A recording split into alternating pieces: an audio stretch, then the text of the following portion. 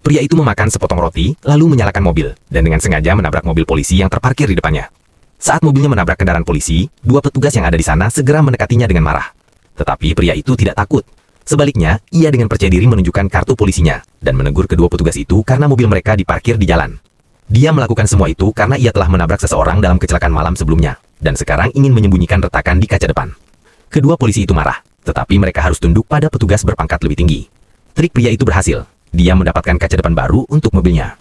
Namun begitu sampai di kantor polisi, Kapten memanggil rapat darurat.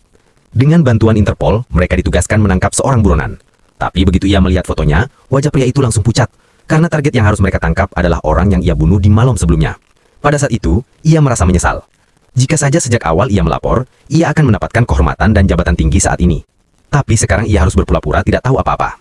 Ketika tim hendak melakukan penggerebekan, ia berkata bahwa tersangka tidak akan ada di sana. Semua perhatian langsung tertuju padanya, jadi ia cepat-cepat mengalihkan pembicaraan. Atas perintah kapten, tim pun bergerak masuk. Dan benar saja, tempat itu benar-benar kosong. Tiba-tiba, ia melihat anjing yang sama yang ada di lokasi kecelakaan malam itu, dan segera mengejarnya. Saat melewati gerbang, jantungnya berdebar, karena di depannya adalah tempat di mana kecelakaan terjadi tadi malam. Bekas ban pun masih terlihat jelas.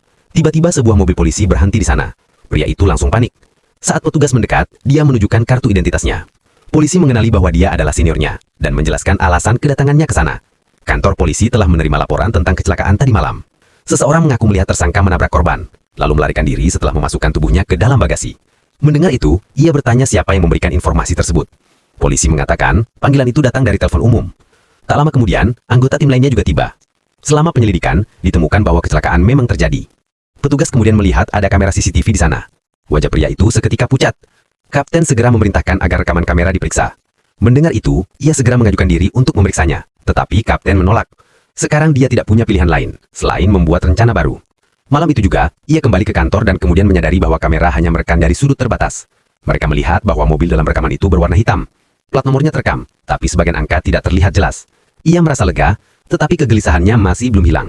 Pria itu kembali lagi ke kantor polisi, kali ini dengan niat menghapus semua bukti yang bisa mengarah kepadanya.